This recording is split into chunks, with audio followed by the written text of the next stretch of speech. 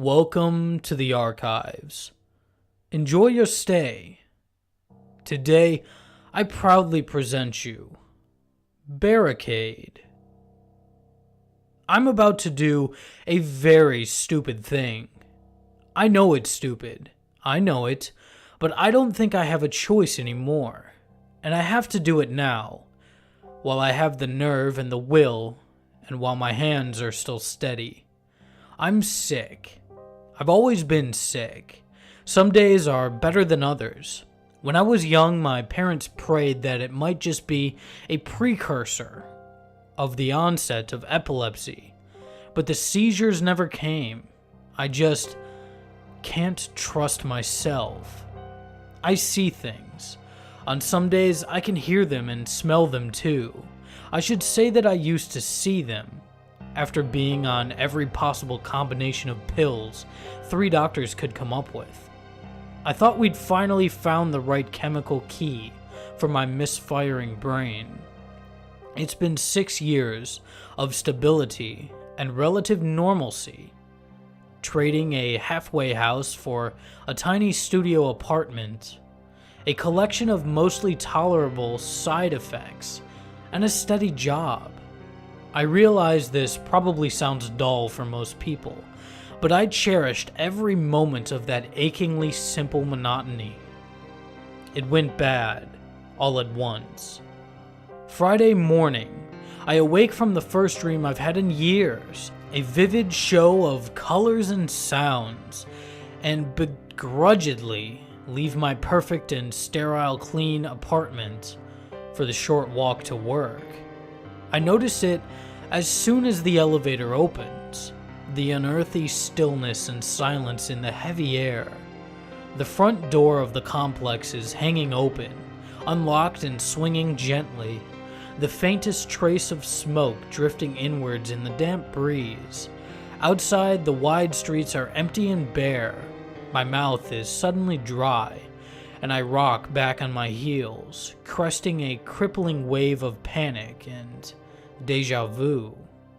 This particular hallucination, the quiet and the smoke and the emptiness, was always my most frequent.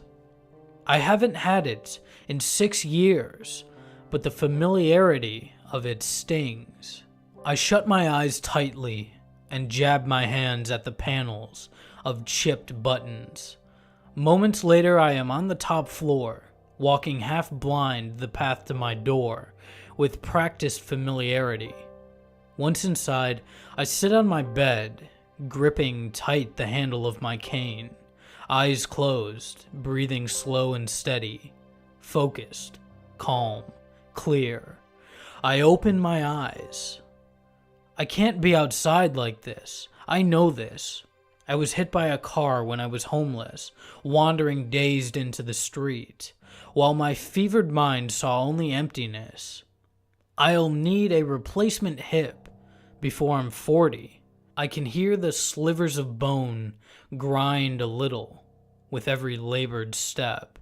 I call my boss and leave a terse message, apologizing for being too ill to work today. I hold my breath as I open the one tiny window in my studio. It's so close to the building next to me, I can almost touch its brick wall, and I can't see the street from this height and angle. But as I strain to lean out the window, sounds of yelling and a few whining engines drift up to me.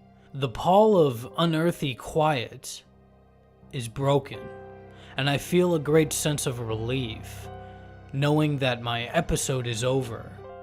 I am counting the pills in orderly columns on the table, providing a 5th time to myself that I have taken my daily regimen, when I start to hear the screaming. It builds from far below, riding the struts and supports of the tower until it seems to emanate from the bones of the building.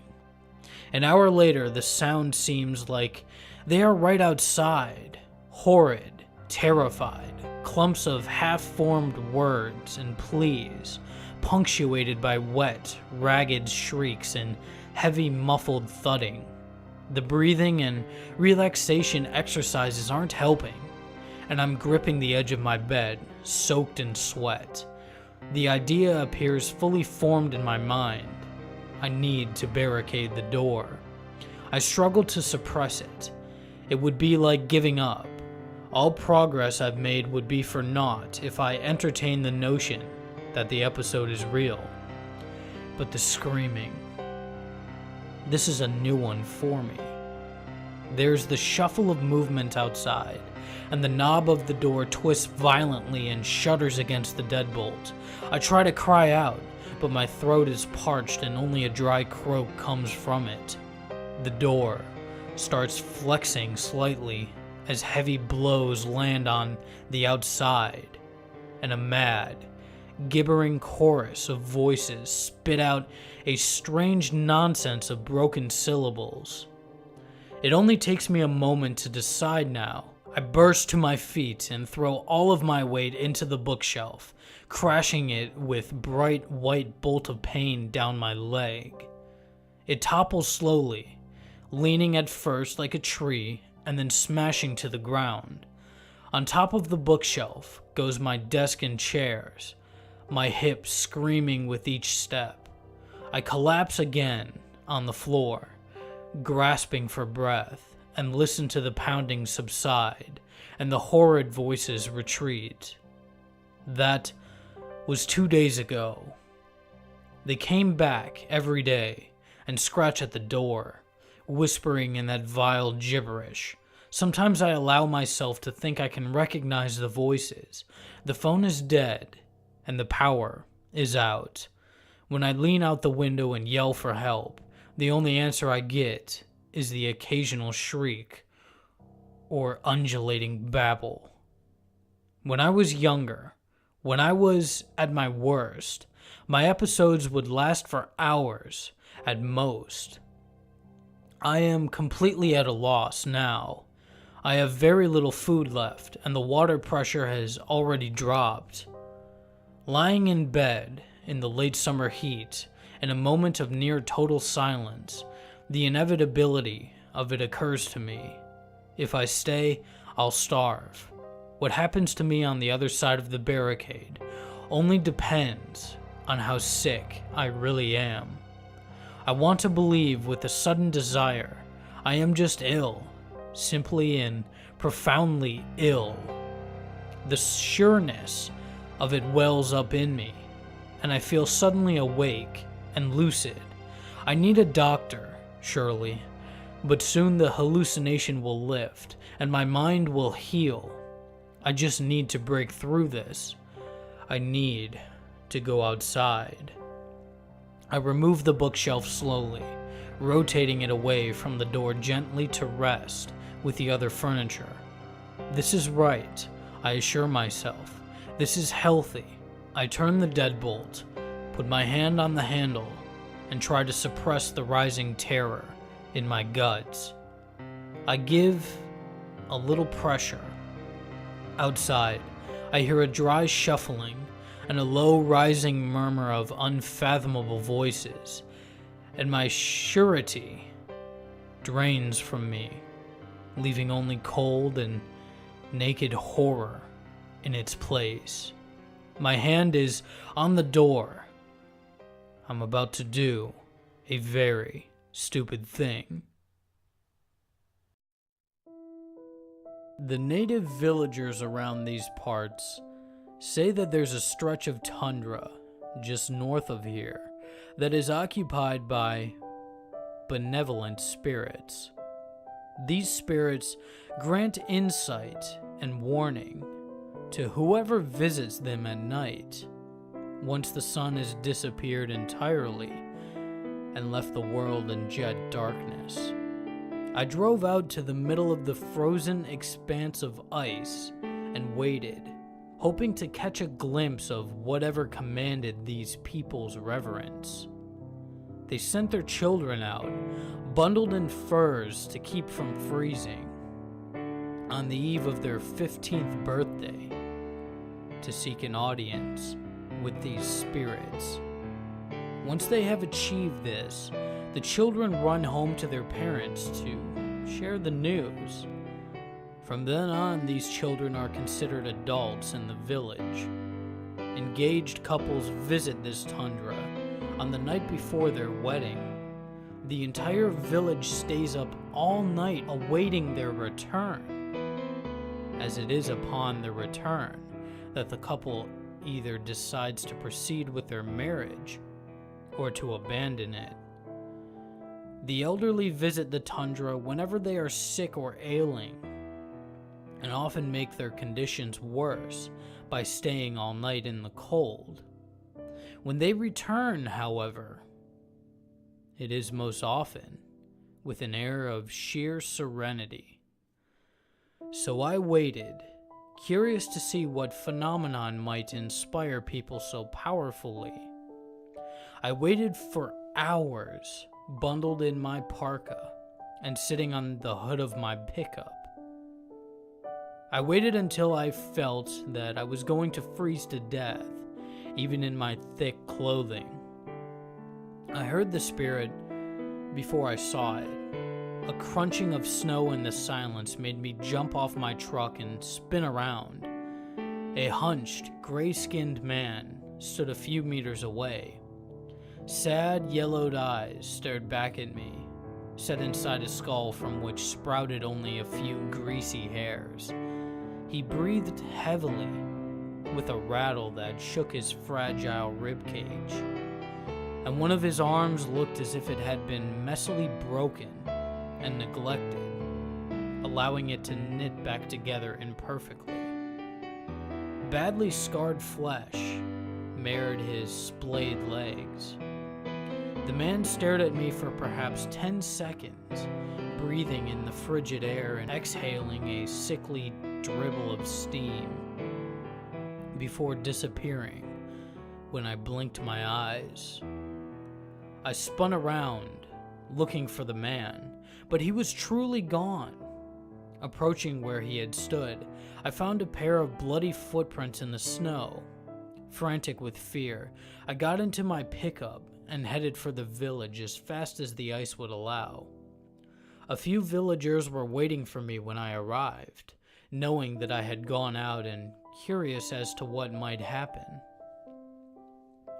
I hastily got out of my truck and, approaching the nearest villager, I demanded, "What is so benevolent about these spirits? What is so insightful? How do these spirits help you?" "What did you see?" he asks, the look on his face now mirroring the fear in mine. "I saw a man, horribly disfigured and desperately sick." I screamed into his face, and the rest of the villagers around backed away a step. "Why? What does that mean?" I begged him. "The spirits show only one thing," the man explained. "They show their visitors a year in the future."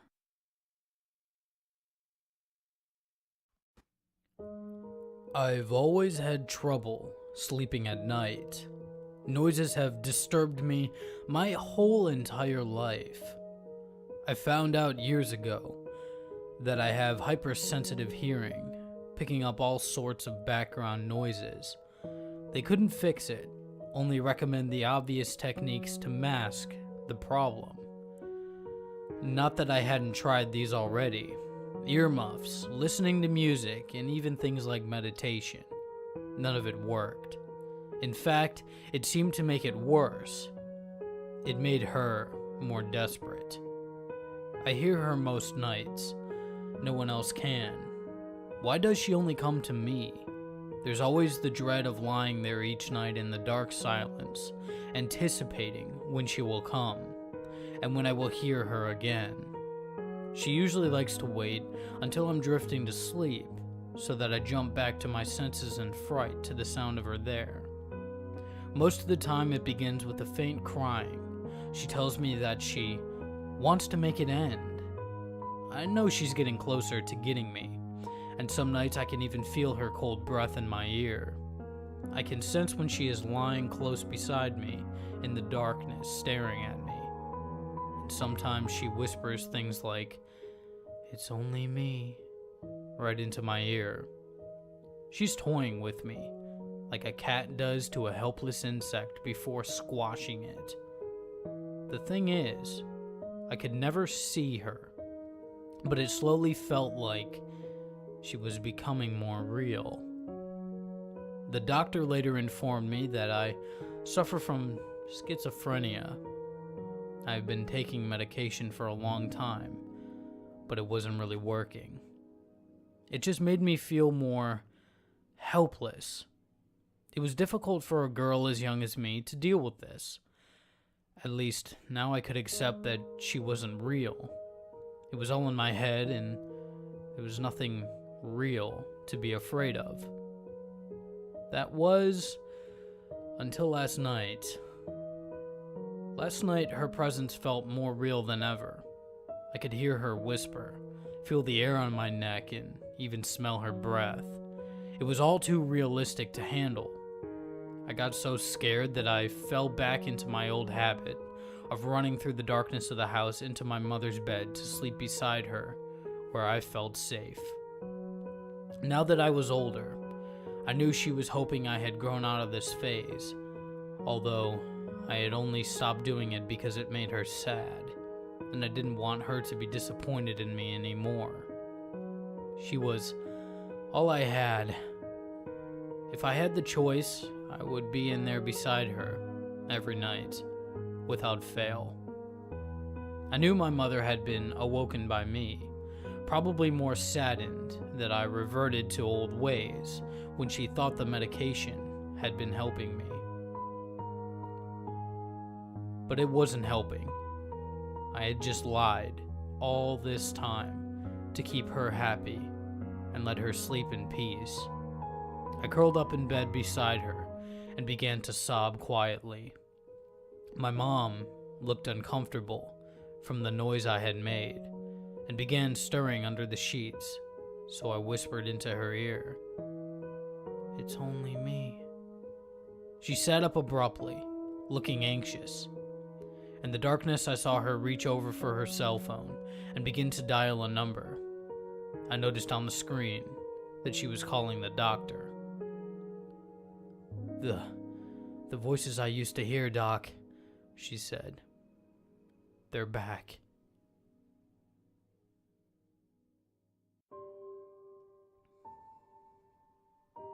The paranormal was something that the three of us felt we were beyond. We all like to think of ourselves as educated, and when we got into arguments, we felt near invincible. But when Martin insisted we fuck around with his fat older brother's laptop full of occult pictures and documents, and when he promised to involve some of his best weed, the three of us decided to meet up in John's basement, hallowed smoking ground. After a couple of bowls, the three of us stared into the glow of the HP screen, clicking through folders labeled Demons, Ritual Life, Ritual Strength, Hexes, Phasing, Lucid Dreaming. Every folder was full of sketchy Polaroid photos of pale figures with twisted triangular faces and fingers like twigs, long pieces of text containing foreign languages and symbols, and intricate diagrams for sigils and sacrifices. It was some mind-bending shit for stoned 17-year-olds. We found a project in a folder labeled Summoning. It contained tons of pictures and diagrams for calling things to this world. From hell, from other dimensions, from something that one image referred to as the else. And we picked one at random to mess around with and laugh through. The diagram called for a little prep. We needed only light some incense and say some incantations, all in some language that none of us had heard of. The entity that the diagram described lived in some place referred to as over the wall, and tons of red text littered the picture. It all warned of dealing with the entity, of its numerous powers, and it included short accounts of the lives it had ruined. Included a pretty sick one about a woman whose guts it had removed and played with, and a few more involving figures without eyes found wandering the scene of the summoning. The thing was a curious being, but impatient.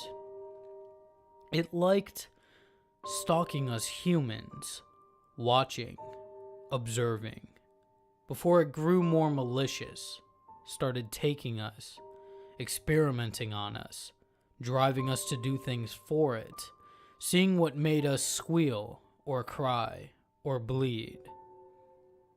Kinda like a kid with a bug in a jar. We got everything set up, and John volunteered to read off the screen. Let me tell you, watching John fumble through that booga booga language was the highlight of the night. We laughed through the whole thing. John tripped over words and destroyed some through his own chuckles, even when Martin put up hands to settle us down. The snickers would get through and flare into laughs. I decided to pull out my camera then.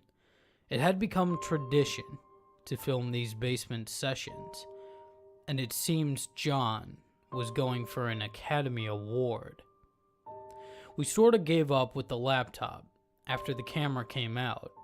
We were getting bored and John ran out of the words to read. Eventually we all started passing the camera around and speaking into it directly, kind of doing that 70s show round table thing. We'd say something intelligent or funny and then pass the camera on. It was a way of documenting some indespicably hilarious content to look back on the next day.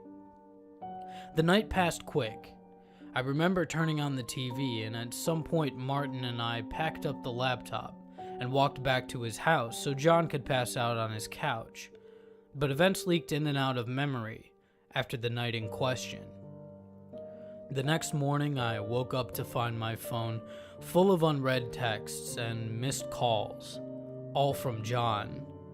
The gist of the messages was, "Get your ass over here," and the voice delivering the voicemails wasn't that of the easy stoner I was used to dealing with.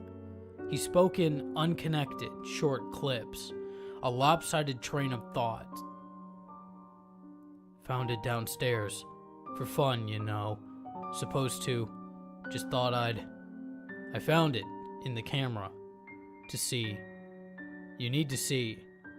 Supposed to be fun. Just over here. Get over here, please." John sounded completely stern, almost lifeless, something that set a million little alarm bells off in my head. I went to find Martin, who had also gotten a phone full of messages, and we returned to John's house. We found him upstairs in the TV room. He'd hooked up my camera left over from last night and was watching the new stuff we'd recorded, pausing and fast-forwarding, stopping every now and then to watch. Martin and I crept into the room and took places quietly on the couch. We didn't want to interrupt. The footage played on about as I'd remembered it happening, and I watched as John on-screen recited the incantations. Coming from his mouth, they sounded entirely made up, yet rhythmic, like poems from some other country. In the video, we'd been cracking up, and the sound of choked laughs and giggles bounced around the room, but watching it again made me feel weird, like I was seeing and hearing something I shouldn't be, almost like snuff. I looked at Martin, and then to John. John's stone face, Martin's mouth, slightly agape, and the feeling that I was watching something forbidden made me feel like it had been a mistake to record last night. I finally asked John what was up, why he called us, why he seemed so somber, and he gave a cold answer, a knowing answer. Keep watching. So we did. The night on the tape played out, filling in memory gaps here and there as it played. It ran to the point where we started talking into the camera and passing it around. John looked as though he'd snap on either of us at any moment, so I didn't dare ask what we were looking for. Finally, in the video, I passed off the camera, and John hit pause. See? Well? John altered a stare, almost accusingly, between where Martin and I were watching the TV screen itself. I glanced at Martin, and he shook his head. On the screen, we were all sitting together on John's couch, throwing up rock and roll devil horns with our hands, stoned out of our minds. I stared at the image for a few fruitless seconds, but then it hit me like a train. I saw what John called us over to see, and it made me feel nauseous. John said it before I could. Who the fuck is holding the camera?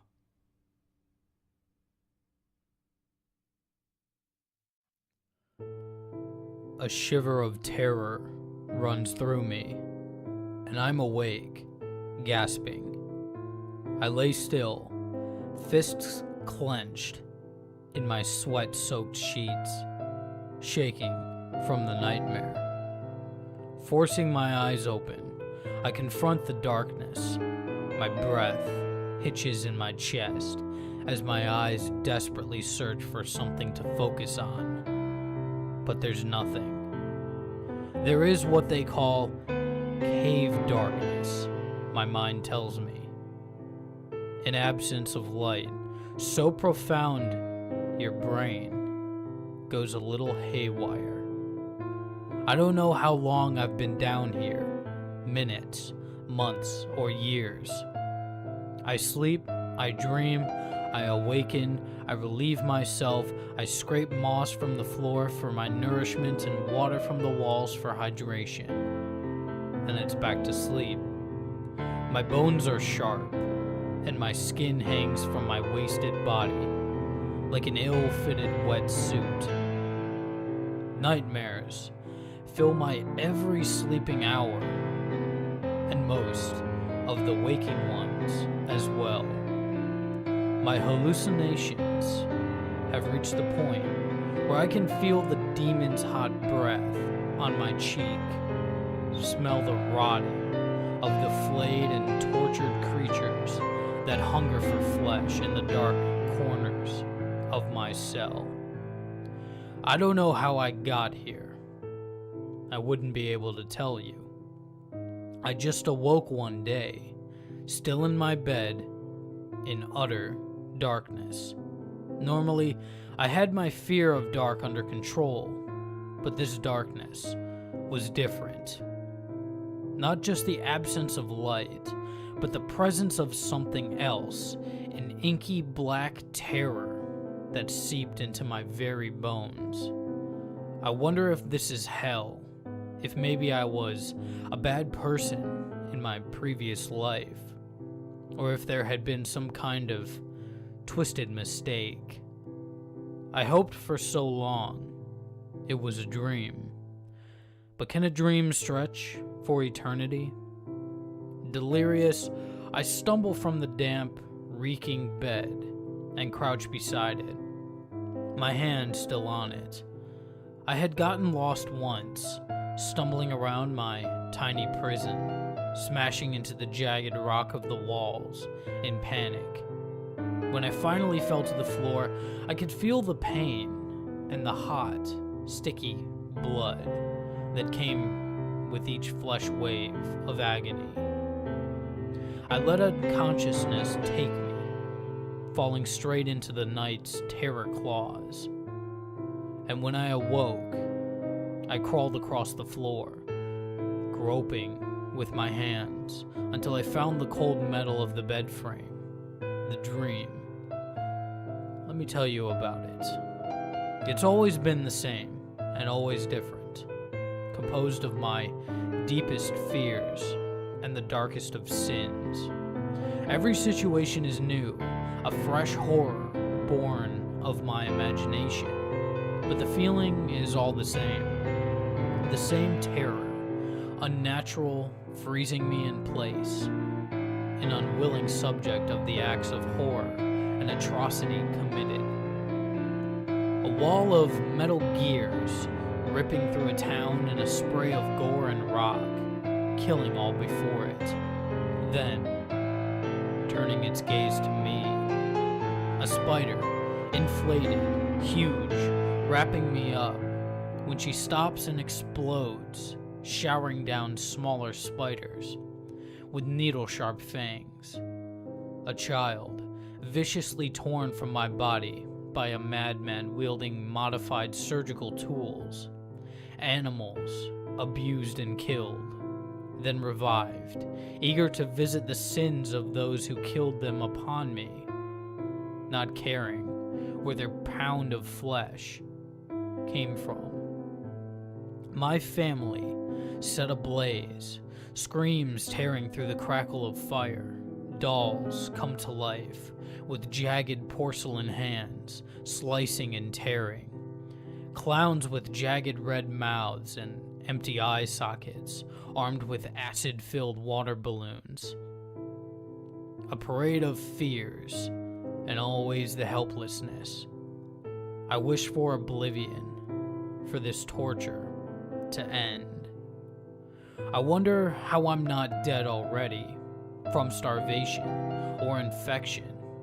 Sometimes my hallucinations aren't as bad as dreams, but I can't shake the feeling that they're only there to distort me, to give me false hope. My mother's voice telling me to hang on, my father weeping, my husband telling me to come back to him, and worst of all, my children calling out for me. At first I tried to search for them, but I was surrounded by rock, a silent, crushing tomb. I lay in the bed, fighting sleep, then succumb. The dream is different, of course. I'm sitting on a hill, lazily flying a kite. My lucid mind is wary, searching for danger, and finding none. I turn my eyes back to the sky and assess the dark clouds. A drop of rain strikes my face, and I flinch. But it is only rain, no acid, no pain where the water struck. Thunder rumbles, and my mind clicks. I turn back to the sky and try frantically to pull the kite in. The rain makes the kite string strangely slippery, and as I examine it more closely, I realize it is thin copper wire, and I'm staring in horror. The wind abruptly tears the wire I had managed to gather from my hands, and I attempt to let go of the kite completely. Nothing. My fist remains tightly clenched around the wire. A flash, and I tense, but there is no jolt. I stare upward, frozen in place, bracing for the pain. And it hits. A white-hot flare runs through my nerves, searing me from the inside out. Again, I close my eyes, wishing for death. The last time, I suck in my breath as my body is flooded with the agony, and open my eyes. A blinding light hovers over my head. As I try to turn to the side, something stops me and triggers my gag reflex. I retch and spasm as voices around me bark concerned orders at me and each other. Stop moving, miss. You're okay, but you have a tube in. There's been an accident. An accident? My mind reels, and I have so many questions. I try to talk around the tube and gesture frantically with my hands. The heart monitor beeps erratically, and the nurse comes around to my side. Here, sweetie, this will help you sleep. You need rest now. I struggle harder. My blind, panic pack. I don't want to sleep. I can't bear to dream. What if I open my eyes and I'm back in the cave? Darkness claims me. And for the first time in an eternity, I have a dreamless sleep. When I open my eyes, the tube is gone. Light is streaming in from the window. And despite my aches and pains, I feel great.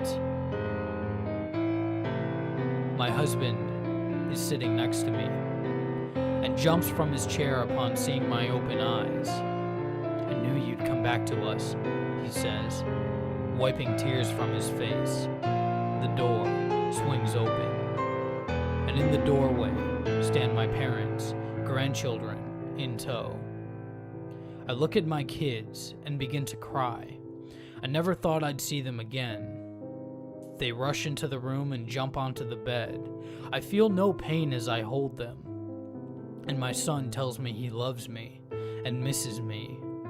My daughter admonishes that if I ever go away again, she'll run away from home. I laugh and promise them I'll always stay with them. My parents smother me with hugs and kisses, then shoo the children out of the room ahead of them, so my husband and I can speak. I ask him how long I was out, and he tells me 2 days. My mouth opens in shock. I can't believe that eternity was only 48 hours. He looks me dead in the eyes and tells me, "You died. Your heart stopped for a full 3 minutes, and when you were brought back, you were comatose. Then, yesterday, your heart failed again, so the staff revived you again. But this time, you woke up." The horror that fills me is profound. Was it hell? Was it an elaborate dream? I resolved to never tell anyone of the dark, rancid cave where my subconscious was held prisoner. Life goes on, and I recover almost completely. Physically, it's like nothing ever happened. The nightmares still occur, but less often. It may be that this place exists only in my head, a hell perfectly suited for me, and now that the pathways have opened, I'll always carry that darkness inside of me. My damnation came in the form of a bottle. No, not like that. When I was a child, my best friend lived next to a little junkyard. Great place for a kid to hang out. A junkyard, full of mystery and exciting experiences. And if you find anything nice, nobody minds if you take it, except your parents, obviously. Well, not my friend's mom. Most of their bowls and plates came from the junkyard. But anyway, one day a bunch of us were hanging out, dismantling a car. Some of us might have been interested in the parts. I just thought breaking stuff was great. When we'd got the engine strewn everywhere, we set to work on the interior. Under one of the seats was a little glass bottle full of some green, bubbly liquid. Curiosity trumped hygiene in those days. I uncorked it and sniffed it. The smell was pleasant, minty, a little floral. One kid, Jackie, dared me to drink it. It was a double dog dare, so I had to. The taste was also pleasant, and it warmed me on the way down. My body was filled with a strange, pleasant tingling. Nothing else happened. Not until that night. First effect, I couldn't sleep. I haven't needed sleep since. It's alright. I get a lot done. Second effect, a month later, I started to cough things up. I was playing alone in the woods and I hacked up blood. Then there were chunks in the blood. Then I was puking. The entirety of my coiled long intestine came snaking up as I sat there quivering, tears on my cheeks, struggling to breathe. literally puking my guts up. My mouth seemed to unhinge like a snake's to accommodate my lungs. My heart was on my sleeve. The blood stain would never have come out if I hadn't abandoned the clothes I was wearing. The police searched frantically for a missing person, but never found a thing. I wasn't empty when I finished, though. New organs built up inside me. I could feel them. I could see them when I closed my eyes. Nameless lumps and spirals springing out of nothing. Third effect. 2 months later, I began to crave the water. I can't possibly describe the feeling of thirsty skin, but it was a desperate thirst. I left my parents' house one night and walked until I came to a swamp. I moved in. The murky, bug-filled waters feel like home now, as they did all those years ago. I sit under the water, watching the fish and little tadpoles and bugs get eaten by frogs and birds, looking at the surface, waiting for my prey. I'm sure you know what the fourth effect was. I'm typing this on the cell phone of my latest victim. She was delicious. Welcome to the archives. Enjoy your stay. Today, I present you a poem for your heart. I love you so dearly, so warming and bright. You give such joy that lasts me through the night. Your smiling face always so true. Don't you see? I love you. Of all the girls I've come to love, you beyond them soar infinitely above. Your eyes do so shimmer. You lighten up my life.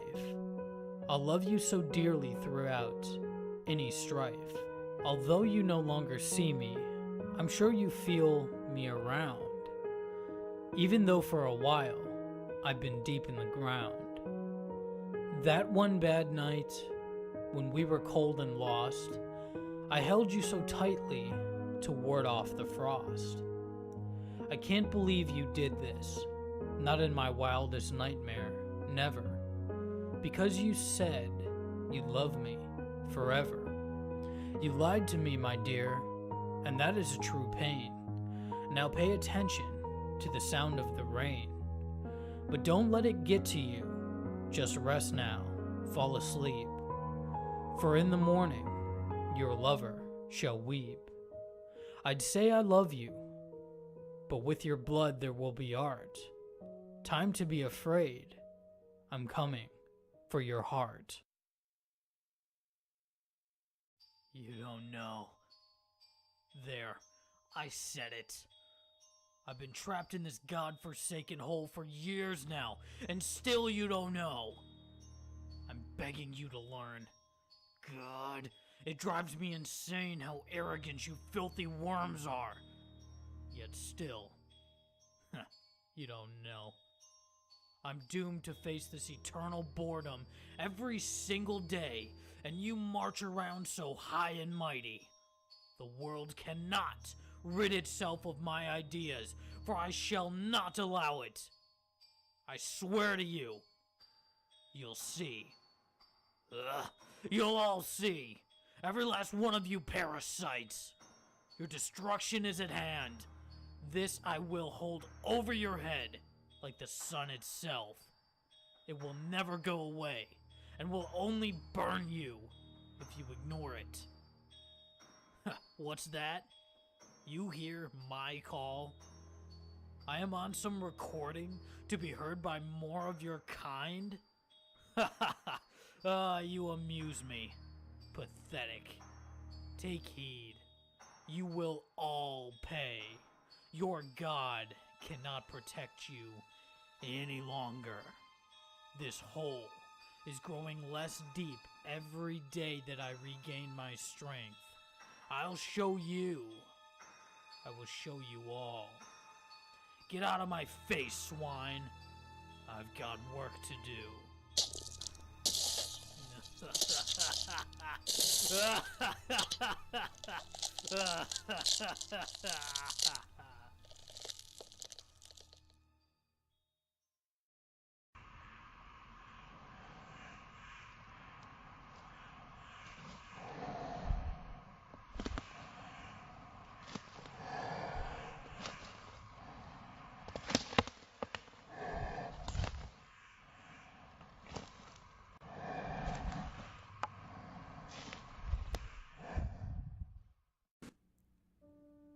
It was 4:03 in the morning, and I woke up screaming.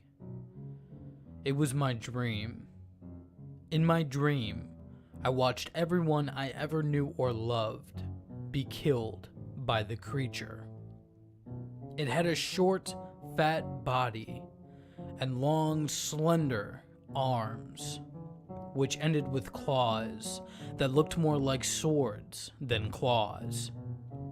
Its eyes were slits that glowed red in the darkness, and its teeth were long like horns and sharp like steak knives.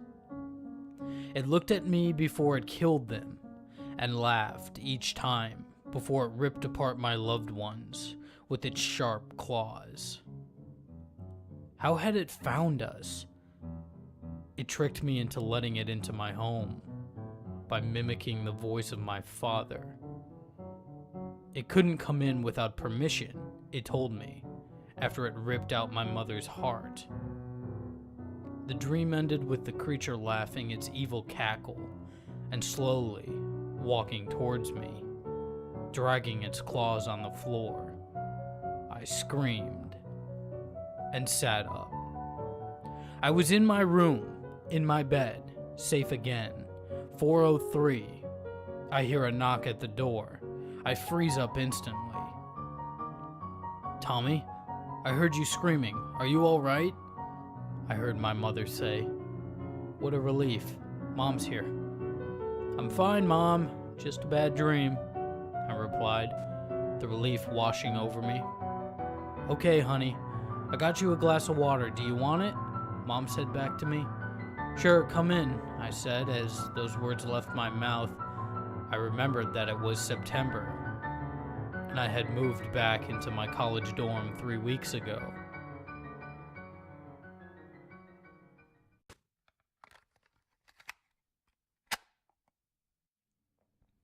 It's a small memory, a fragment almost entirely hidden in your hazy recollection of past years, of oddly dreamlike days where the imagination ran wild and free, blurring the lines of the so-called reality that you now have as an adult, and your innocence and carefree youth kept you, for the most part, every year.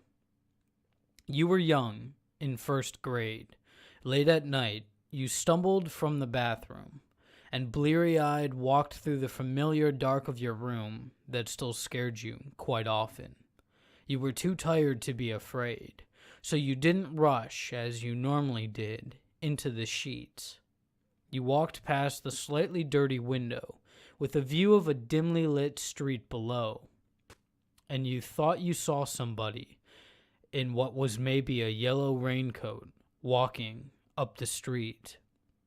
This began to happen often. You would wake up with the urge to look out the window, and sometimes you would see him. He indeed wore a yellow jacket, even on the driest of nights. You'd see the strange man walking up the street in the darkest hour of the night, and even in your young age, you knew that that was weird. You'd watched him for a few nights, and every time he stopped and looked around, then turned towards your house, and you'd quickly duck under your covers and not come out until morning. Eventually, though, Mom put up blinds and you stopped looking for the weird man. Days, weeks, months passed. Years went by, rolling like an endless, unstoppable tide. School, friends, hobbies, girls, they all pushed the strange set of memories from your conscious mind. One night, in your senior year of college. You were studying late at the library. When you finally packed it in, you headed out and started to walk home to your apartment, a few blocks down, since gas is expensive. On a drearily lit street, you got the creepy feeling that someone was watching you. A few times you turned around, but nobody was behind you. Then you felt like it was coming from higher up, and you looked at a slightly dirty window in a strangely familiar house. But there was nobody. You shrugged it off as a loud crack of thunder pealed overhead. You gladly threw on your yellow raincoat and continued up the street.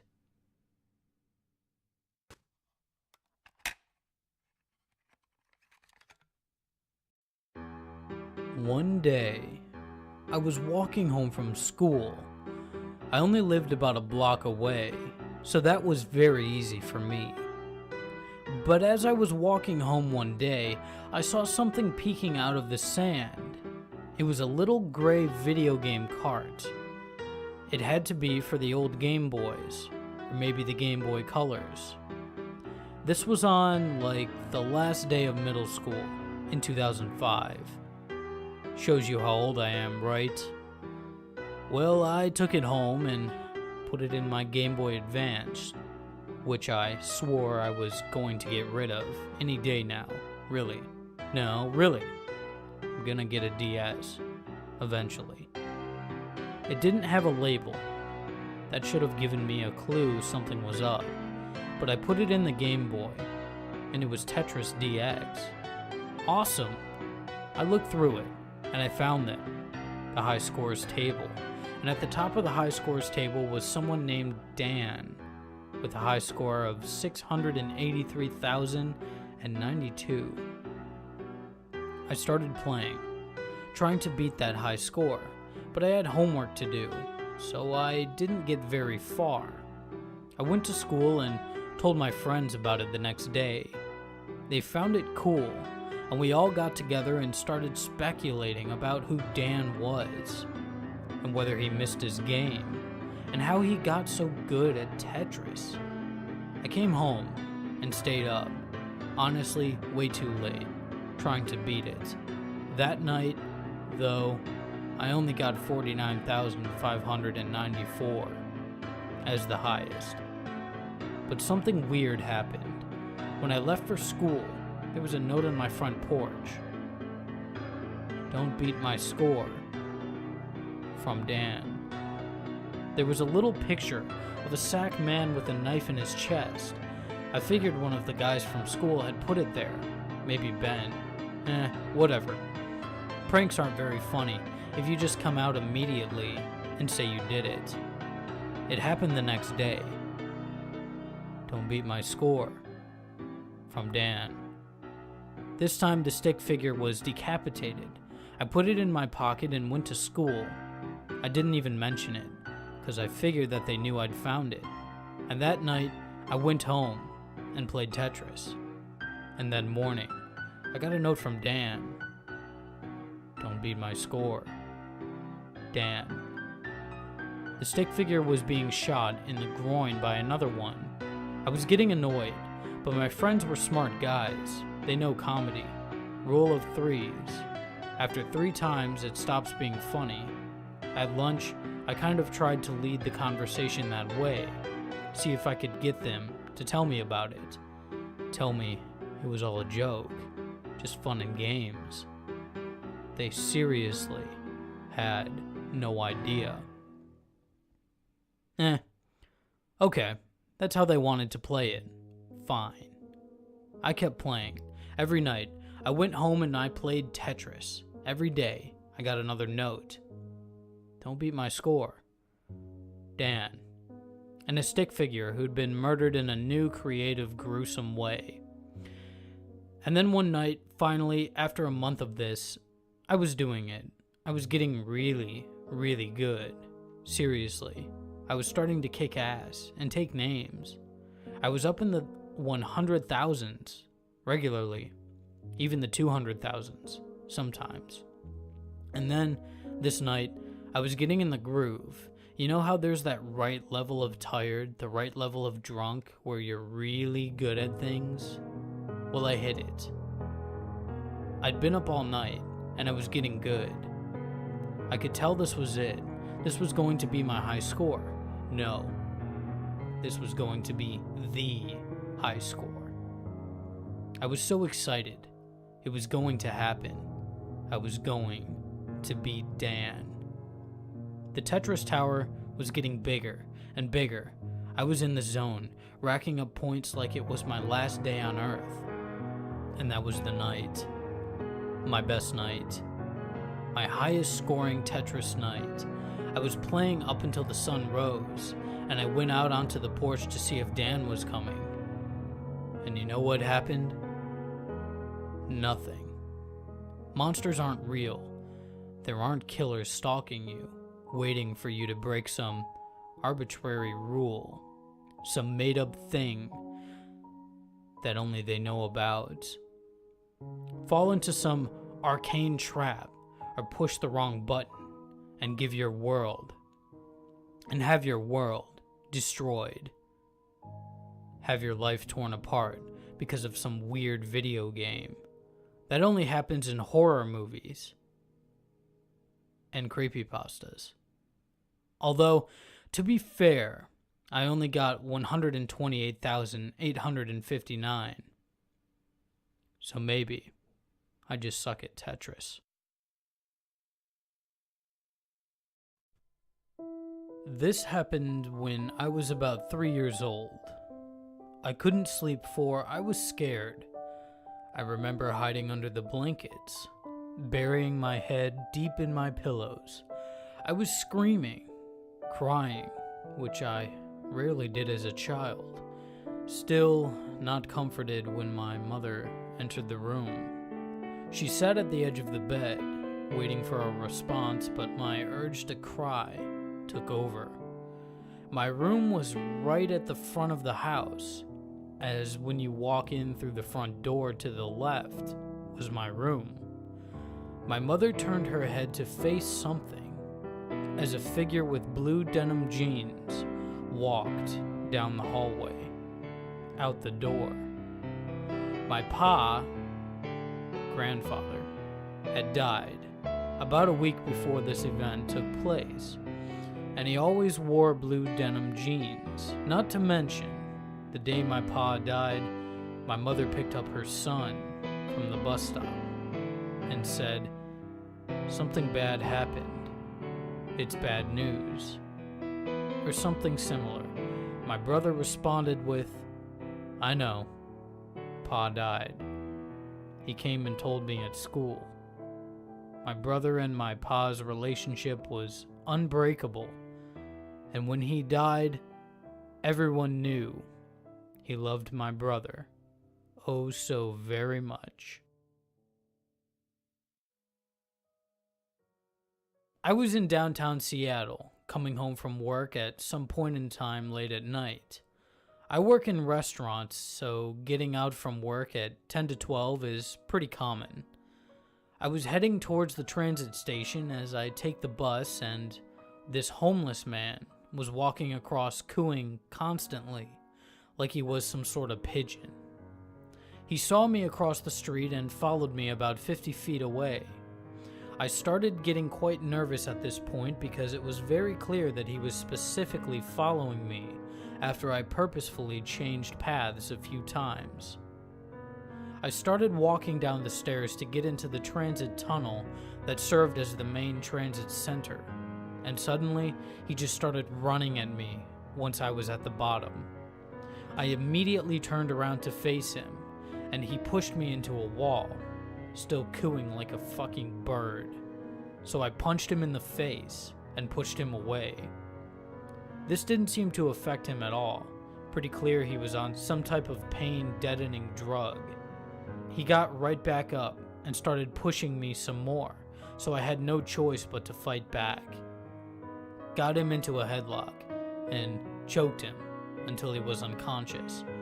Finally, the security noticed what was going on and restrained him on the ground and asked me what the hell was going on. and the police were called, and it was absolutely freaking terrifying the entire time. I'm just glad he didn't have a weapon or something.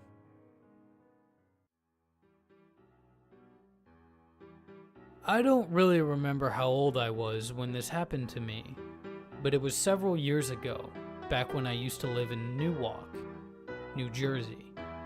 I used to live in this little red and white house at the corner of my street, but other than that, there's not a lot I can really remember about the house, other than the weird, freaky dreams I would have.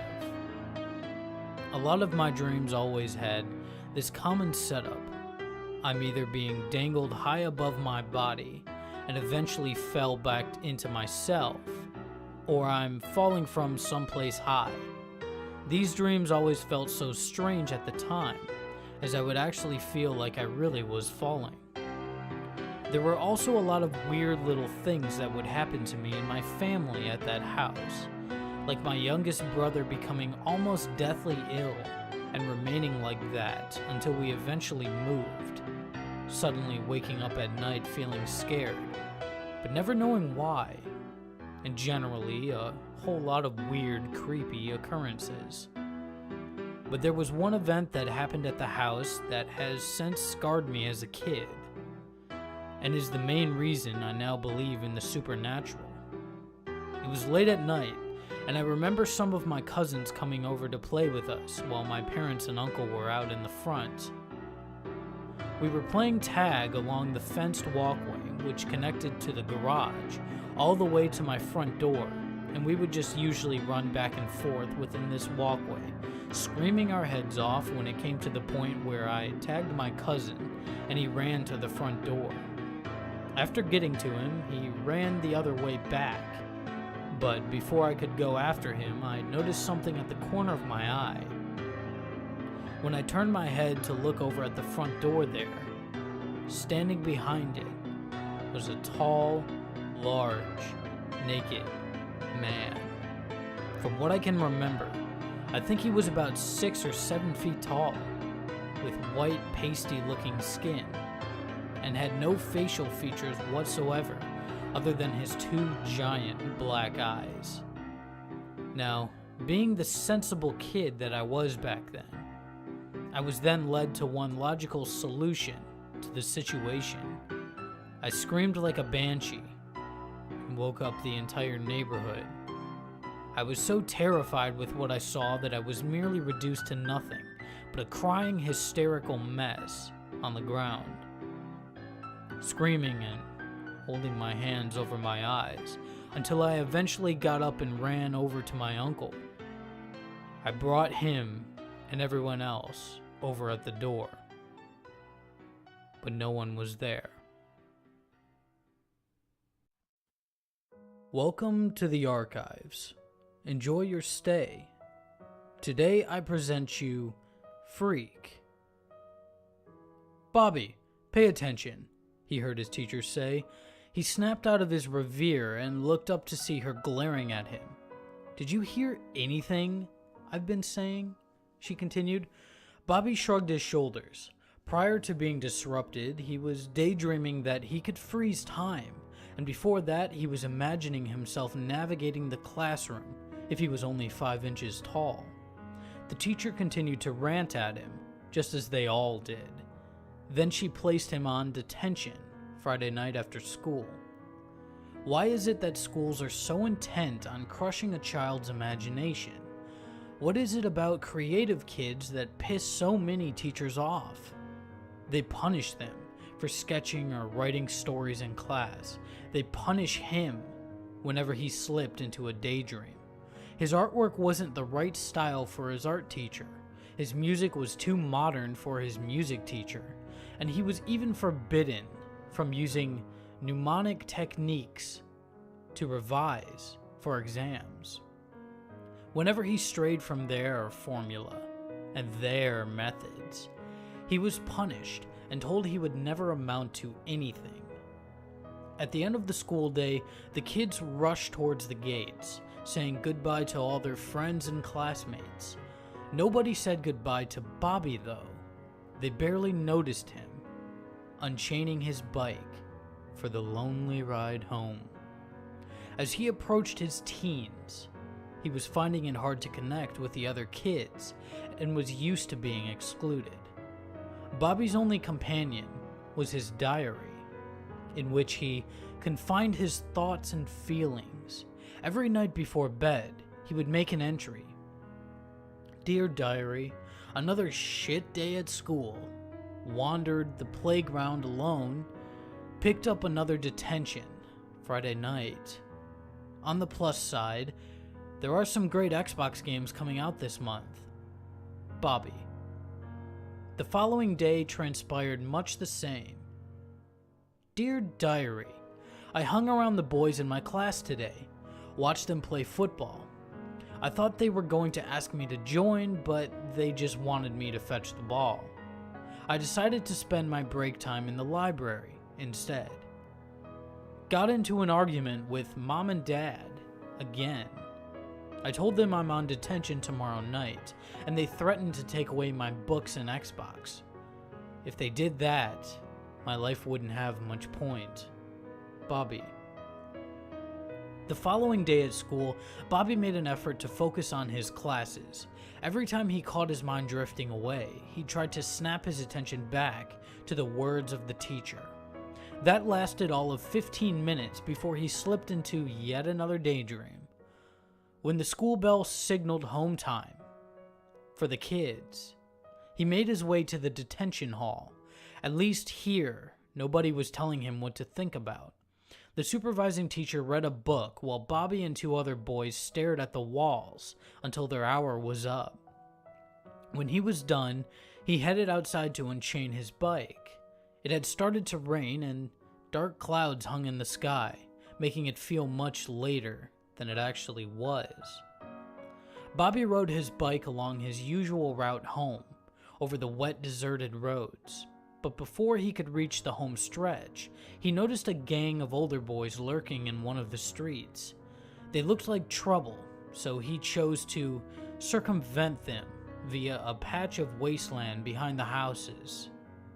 The pavement gave way to a rocky and uneven dirt track at the foot of a tall grass bank.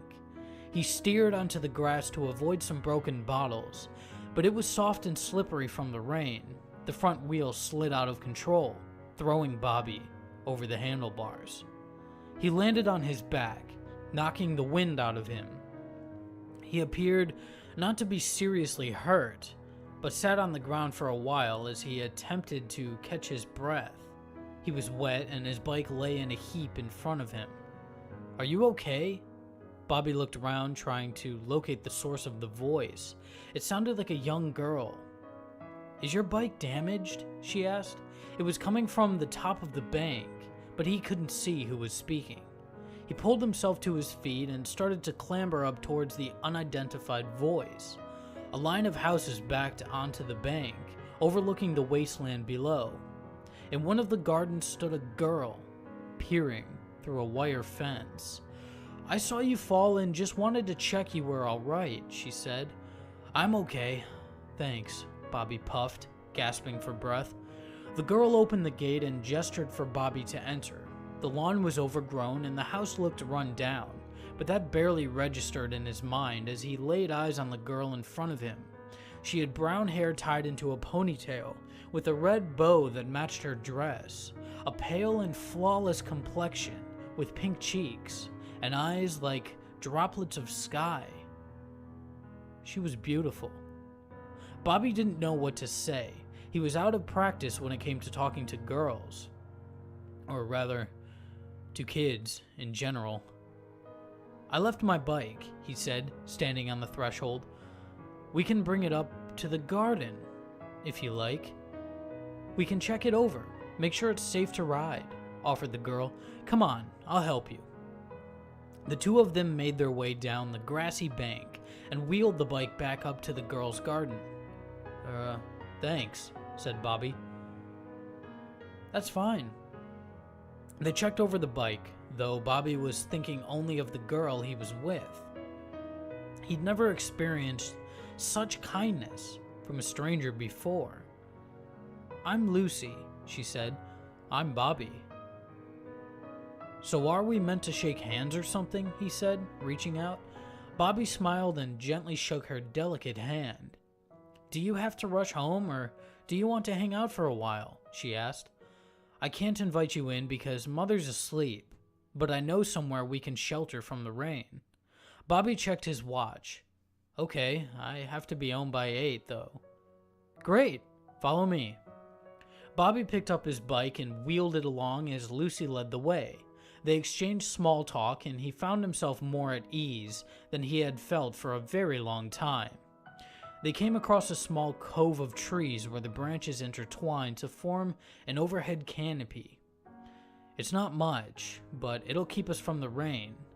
We can sit here, said Lucy, taking a seat on a log and motioning for Bobby to join her. He leaned his bike against a tree and sat next to her. So, do you hang out here a lot? Yes, sometimes I need to get out of the house. Mother sleeps a lot, you see.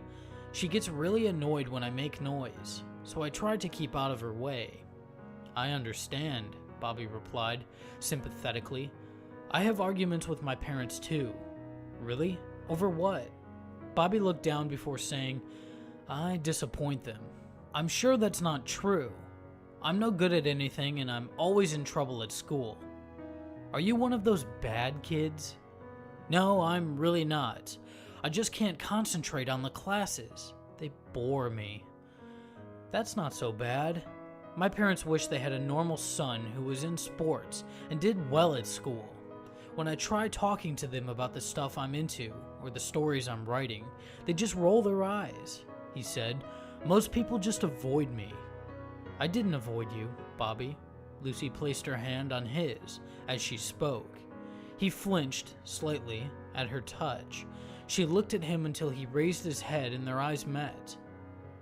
I would love a friend like you, she added. Bobby couldn't repress the smile that stretched across his face. Do you want to hang out tomorrow? I'd like that. Meet me in my garden around 3? Okay, he agreed. They continued chatting a bit longer before deciding to head home. Bobby gave Lucy a lift on his bike, dropping her off at her garden before making his way home for the night. Dear Diary, I've had an amazing day, and I think I've made a new friend. Her name is Lucy. She's beautiful and sweet. We really clicked, and she gets me. We're meeting again tomorrow afternoon. I'll keep you updated. Bobby. As arranged, Bobby met Lucy in her garden. She was wearing that same bow and red dress. He noticed it was torn and frayed in a few places, but she looked even more beautiful in the clear daylight. They went for a ride on his bike and he showed off some stunts. She appeared impressed and gave him a round of applause.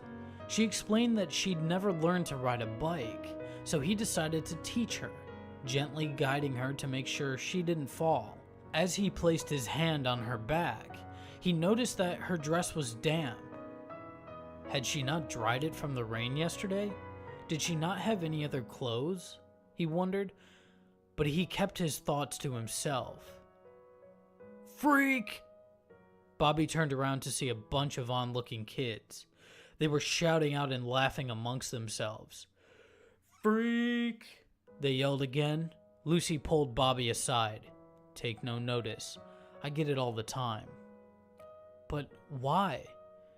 It's because I'm poor and my house is a dump, she said. Don't pretend you haven't noticed. Freak, the kids continued. Bobby had always shrunk away from confrontation, but he found himself tapping into courage he never knew he had. He puffed up his chest and pulled back his shoulders, ready to face them. The kids scurried away nervously. Forget about it. They're just idiots, she said, tugging on his arm.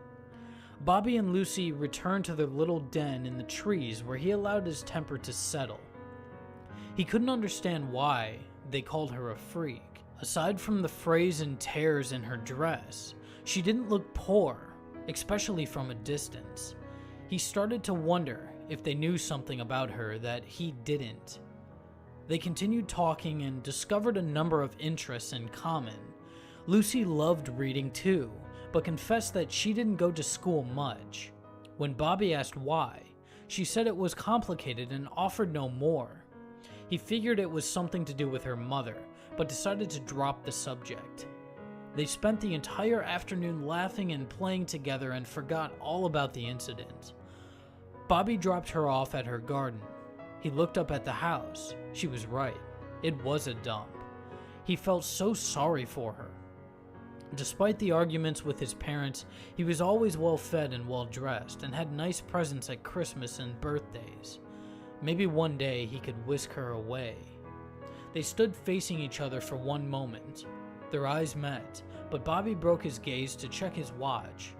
Well, it's getting late. I guess I should get going. Lucy leaned in and wrapped her arms around him. This has been one of the best days of my life, she whispered into his ear. Mine too, he replied, sincerely. Bobby pedaled his bike home, a smile stretched across his face and a fluttering in his chest. He met with Lucy again the following day and every night after school. Dear Diary, I'm sorry I've not written any updates this week. I have been spending a lot of time with my new friend, Lucy. I've never met anyone like her before, and I can't stop thinking about her. She's so caring, and when I talk, she actually listens to me. I stop myself sometimes when I think I'm rambling, but she always asks me to carry on, and she finds me fascinating.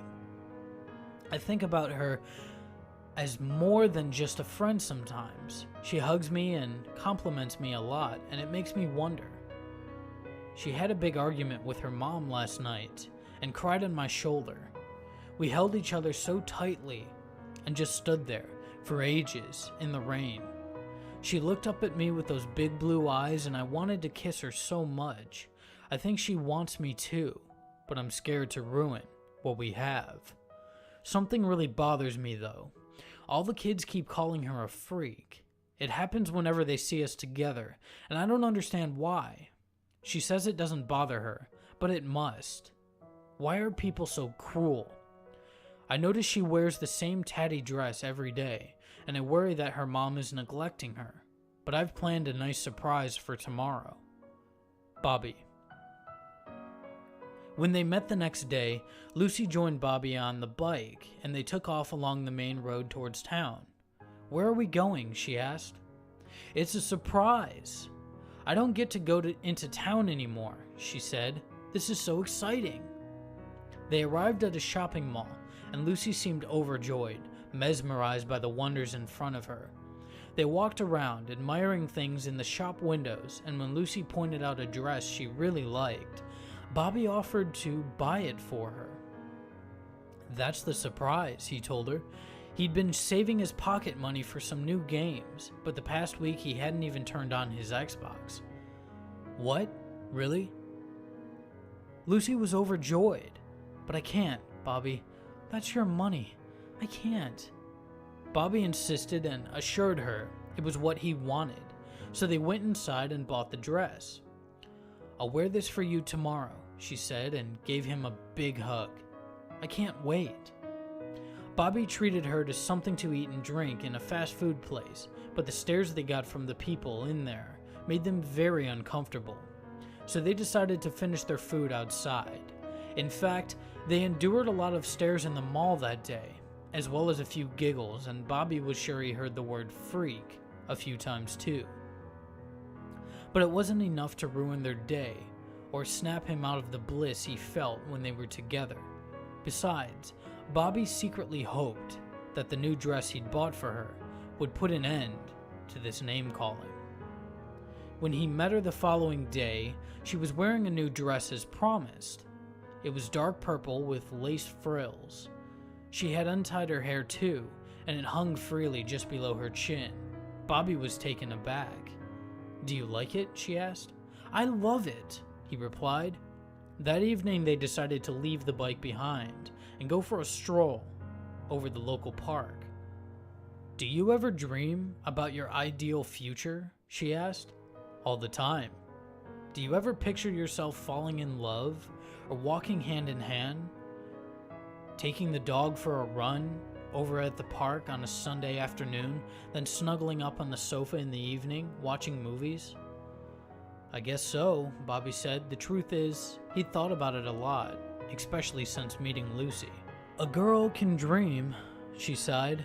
The following 10 minutes passed in silence as they walked through the park, taking in the autumn colors and kicking through the leaves. Then he felt Lucy reaching for his hand. He held onto it, and they continued walking hand in hand. He felt butterflies in his stomach, and in that moment, he couldn't have been happier. Unfortunately, it was soon to be interrupted. 3 boys, a few years older than Bobby, stood in their path. "Look, it's a freak," one of them said. Bobby released Lucy's hand and positioned himself between her and the boys. "Leave her alone," he warned them. "Is that your girlfriend?" One of them laughed. "Mind your own business." "How about I steal her from you?" the biggest of the boys threatened. "I'll snap off her head and use it as a football." At that point, the boy reached out and grabbed Lucy's arm. As he pulled her towards him, she fell over. Bobby snapped. He threw a punch into the larger boy's jaw, who dropped to the floor in an instant. He then swung at the other boy, catching him on the nose. He felt it crunch on impact, and blood spurted out. The remaining boy saw his opportunity and punched Bobby under the eye, but it wasn't enough to knock him down. Adrenaline rushed through Bobby's veins as he grabbed him in a headlock and tightened his grip until he screamed for mercy. "Bobby, stop!" he heard Lucy say. He looked down to see she was still lying on the floor. He released his grip, and all 3 boys staggered away, defeated and humiliated. "Fucking freak," one of them muttered. Bobby ignored the parting shot and attended to Lucy. "Are you hurt?" he asked her as he lifted her onto her feet. "No, I'm fine," she said, "but your eye, it's all swollen." She ran her fingers lightly over Bobby's face, where he'd caught a punch. "It's nothing," he replied. Lucy leaned in and kissed him on the cheek. "Thank you, Bobby. Nobody has ever done anything like that for me.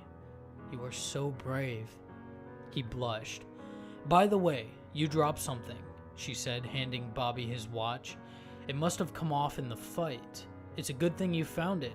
My granddad left it to me when he died, and my parents would go crazy if I lost it." "It's beautiful," she said.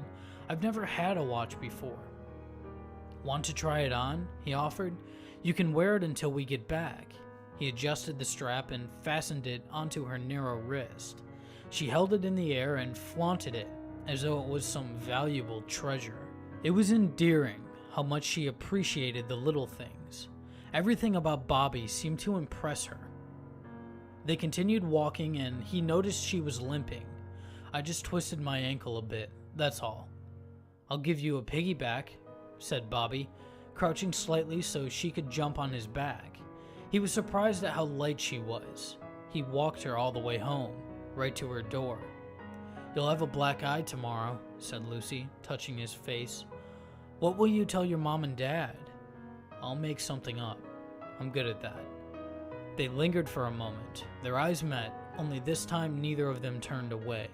Bobby glanced down at her tender lips, brushed back her hair, and leaned in closely. He kissed her, and she reciprocated. He felt his heart pounding. They gently pulled apart and gazed into each other's eyes. She started to giggle nervously. "I've been waiting for you to do that," she told him. Bobby beamed at her. "See you tomorrow," he said as he retrieved his bike. "I can't wait," she replied. He couldn't stop thinking about her on the way home, about their kiss. He was overcome with euphoria and wanted to greet everyone he passed and announced his happiness to the world. Just over a week ago, he'd meant nothing to anyone and was just some lonely failure. Now, he was a hero who had taken on 3 older bullies and got the girl. Life couldn't be better. He reached the front of his house and went to check the time. "Damn," Bobby exclaimed, realizing he'd forgotten his watch. He trusted Lucy and considered leaving it with her until tomorrow, but he started to imagine his parents stressing out before marching him to her house and demanding it back. He couldn't face the embarrassment. Bobby turned his bike around and headed back to Lucy's house. By the time he got there, the sun was going down and darkness was falling over the streets. He noticed there were no lights on at the front of the house. Afraid of aggravating her mother, he decided to head around to the back garden where they usually met, hoping he could attract her attention. No lights on in the back of the house either. "Lucy," he called out in a half whisper. He made his way through the overgrown grass and weeds, drawing towards the house. He called out again, but no response. He walked up to one of the windows and peered inside. He could see what looked to be a dilapidated kitchen. The walls were streaked with peeled wallpaper. The surfaces were covered in plaster and dust, and broken tiles lay on the floor. Bobby felt his heart sink on seeing the deprived conditions in which Lucy was living. He moved around to the next window. A dirty net curtain obscured his view, but in an otherwise empty and undecorated room, he could make out the figure of a girl. Her back was turned to the window, and she was gazing into a mirror. "Lucy?" he called out. No response. He knocked on the window. She didn't move. He knocked again, a little harder, but she remained perfectly still. A sense of foreboding loomed over him. He knocked again. "Lucy, it's me, Bobby." His pulse started to race, and he struggled to swallow. Something wasn't right. He headed to the back door and found it unlocked.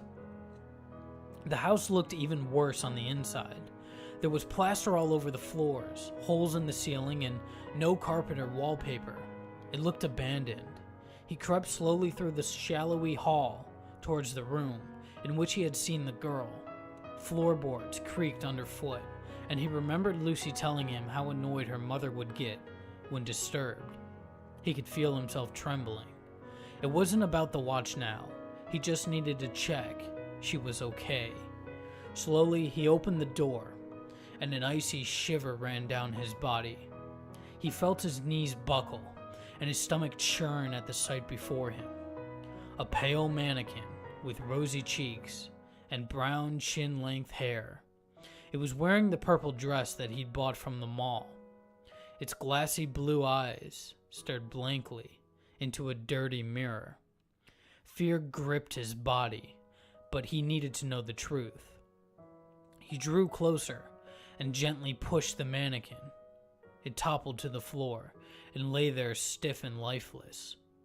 That's when he noticed his watch fastened around the mannequin's narrow wrist. Bobby could feel his head spinning and his heart pounding as repressed memories came flooding back and his fantasy started to give way to reality.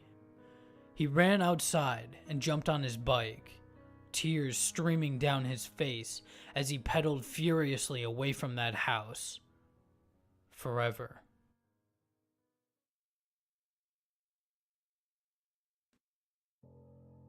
Welcome to the archives. Enjoy your stay.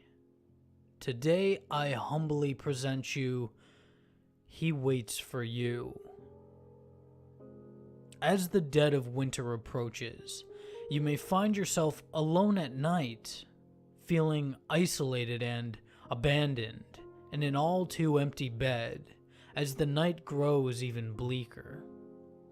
Ghastly shadows dancing across the wall, the crying wind battering against your window, an ambulance siren in the distance, and there's no one there to convince you that you didn't hear those gunshots. There's no one there. No one there. But do not be afraid. He waits for you. Wait for the moon to hide itself, perhaps behind a gathering of clouds. Midnight is the best time to do this. Just close your eyes and hold your breath as you leave your bed. You may open your eyes once you exit your bedroom. Get dressed if you like, because you'll be leaving your house soon. Take nothing with you, except for what you can keep in your pockets. Then drive out of town. Drive as far away from civilization as you possibly can. Eventually, the air will become still. Then a dense fog will form just a short way down the road. You will hear nothing but silence as you approach it. Let it consume you and your vehicle. No harm will come to you from it, I promise. Do not be afraid. He waits for you.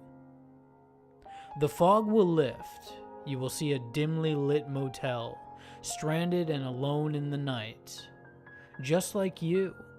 As you walk inside, notice that there is no one else there. The only sign of human inhabitants will be a small key on the front desk.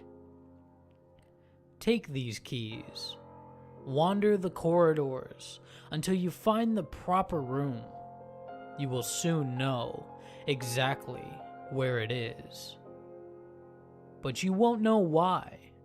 Use your key to enter this room. Walk in and lie down in the bed. It's no more comforting than your bed at home.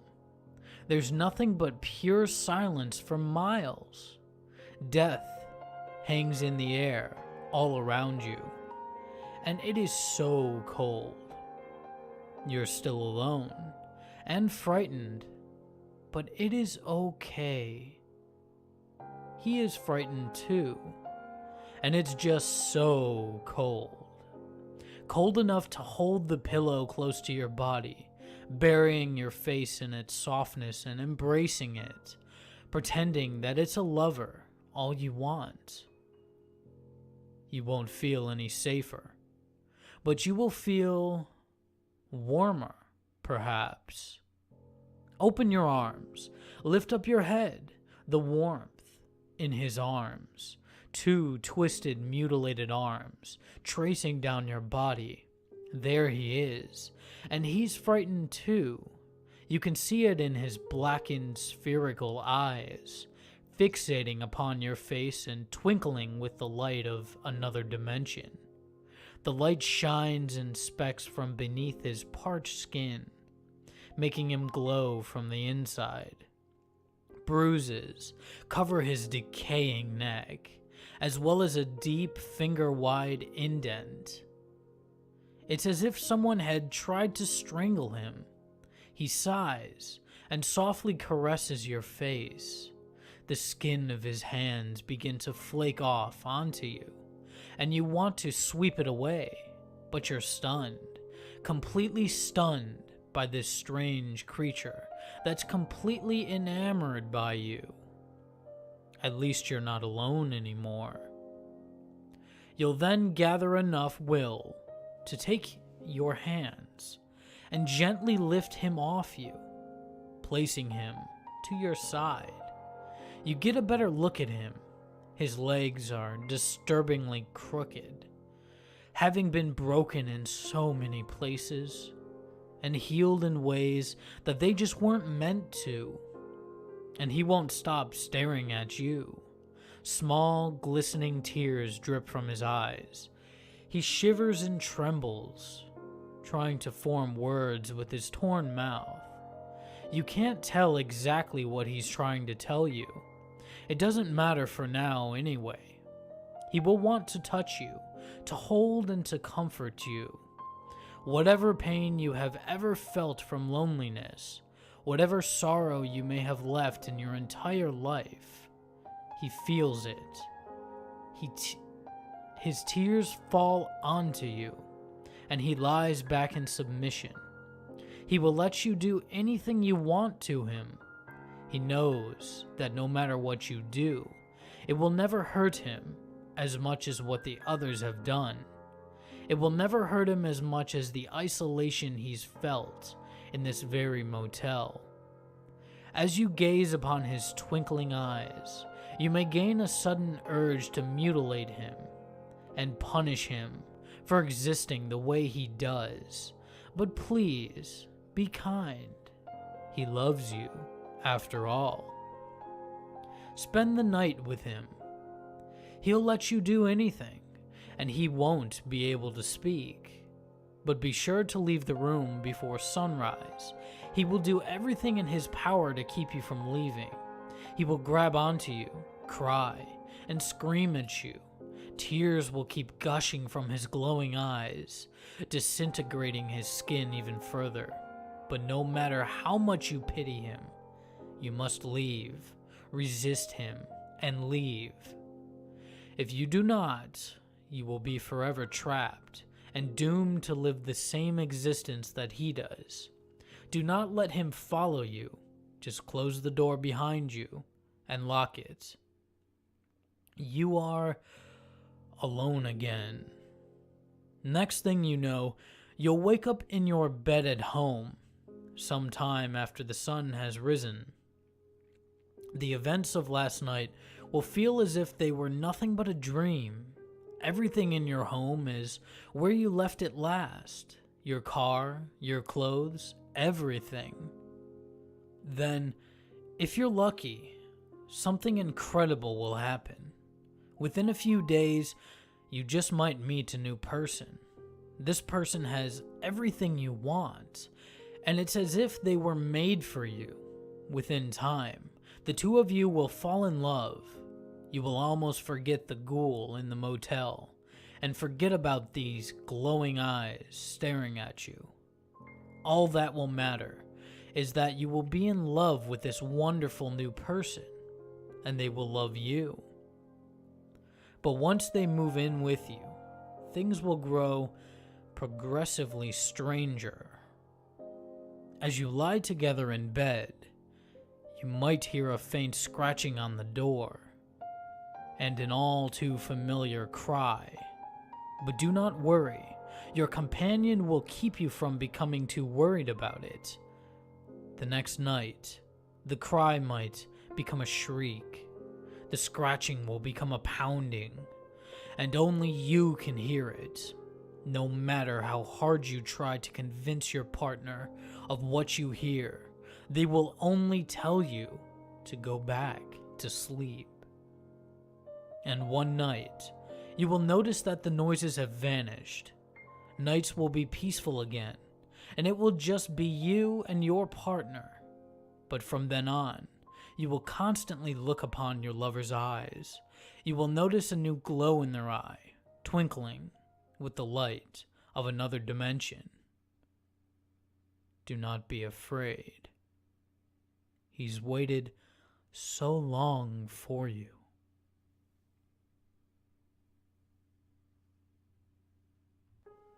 Welcome to the archives. Enjoy your stay. Today I present you What is Dead? I write this as an apology to those who are affected by my mistakes. I hope that you can find it in your hearts to forgive me, though I will understand if you can't. My wife was terminally ill, and a few months ago, she died. I was very sad at the loss, as she was a marvelous, caring woman. She was kind, and everyone that met her said their lives were better for it. I couldn't bear the pain though, so I did something terrible. I will not tell you how I did it, or how I learned to, for enough damage has been done, but I found a way to bring her back, to raise her from the dead. I could no longer bear to be alone, and I made a terrible mistake in my loneliness. When I finished the ritual, nothing happened. Not at first, anyway. I was about to rebury her when I first started to hear breathing. With an understandable measure of joy, I realized that the sound was emanating from her mouth. I had done it. At the time, I could not fully understand what it was, but in my blissful ignorance, I carried her home. She was not the same. She was no longer caring, but a primal, instinctive beast. She howled and screamed, snarled at me whenever I passed. I was worried. and for my own sake, but also for hers. She could escape. She could go out and do something to get hurt. Let the record show that it was for her own good that I locked her in my basement. I never meant to keep her that way.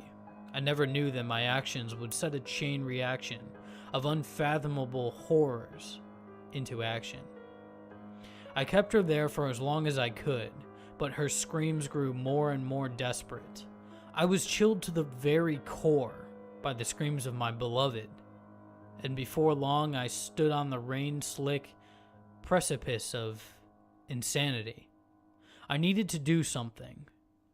As it so happened, I was not the only one to hear the screams. My neighbor began to show interest, eventually sneaking onto my estate to snoop around. I caught them in the act, and as I had no explanation for what they may have seen, I attacked them. I didn't kill them, but they were unable to leave of their own accord, and as I feared the consequences of letting them go, I locked them in the basement with my wife. This was my second mistake, the first, of course, being that I raised her in the first place. That night I knew the sound of crunching bone. Upon my awakening in the morning, I went down to check on the neighbors. One was gone, and the other was wide-eyed, cowering in the corner, and covered in blood. Something else was off, too, though at first I did not know what. Then it hit me. The screams had subsided. My wife was asleep. She had fed, and now she slumbered. All this time, the screams were of hunger. I shut the door and went to lie down. She lasted a few more days, obviously feasting on the other neighbor. It seemed that she only needed to eat once every few days. Now, I'm not proud of what I did next, but I didn't know what else to do. I went out at night every few days, around the time that only a few people would still be around. I stalked the streets and attacked people who walked alone. I would take them back to my wife and leave them in the basement. I would often wake from my slumber to hear their screams, cries for help. This would always rouse the beast, and would never last longer than a minute or so. 10 minutes of crunching and gurgling pleas later, the deed would be done, and I could rest easy for another few days. Although I did not kill anyone, I may as well have. It was my actions that brought about the deaths of so many, and my actions that robbed so many of loved ones, of closure. How many torn and bloodied rags did I have to burn? How many personal effects were destroyed by my hands? I lost track of the numbers, but surely even one is too high a number. I was kept awake by its screams, and it shall henceforth be referred to as it, for I have come to the conclusion that this monster is not my beloved. So I fed it. A night of rest for the lives of so many. Day by day, it grew stronger, its strength either increasing or returning, for I know not what horrible beast is now in possession of my wife's body. And as time went on, I was forced to bring home more food, bigger people, men, 2 women, a woman and a man. Eventually, it was eating a full-grown man every day. I knew in some dark corner of my mind, I knew that this could not go on forever. I could not keep taking people. I was in danger of being caught, and, though I deserved to be, fear took hold of me, and that, I suppose, is why I let that charade go on for as long as it did. So I decided to flee. I had just packed my bags when I heard a knock on my door. The police had found a trail of blood leading through the woods up to my estate, and were inquiring as to whether I'd seen or heard anything suspicious. I managed to keep a cool head and talk my way out of what could have potentially been a very unpleasant situation. I know not why, only that I deserve it. It began to scream. It screamed louder than I had ever heard it scream before, and it sounded mad. The police instantly drew their guns and went in, thinking perhaps some horrific predatory beast had made its way into my home. They eventually found my basement door and threw it open. Slowly, ever so slowly, they descended the stairs. I was at a loss for what to do, so I did the only thing I could think of in the heat of the moment. I shut the door. Throwing the bolt across, I ran to my quarters and grabbed my bags, making for the door. The screams of the police haunt me to this very day. I heard the sound of splintering wood as that thing burst out of its cell. It was now loose in the house. I ran as fast as my legs could carry me out of there, out into the streets of the town I had stalked, into a train, and I left that place far behind. My old home is a ghost town now, splashed with blood, yet no bodies remain. How I long to return to my estate, to gather up all of my research and burn it, so that this may never happen again. I have made many an attempt to do so, in fact, though every time I get near, I hear that beast's wild howls, screeching for flesh.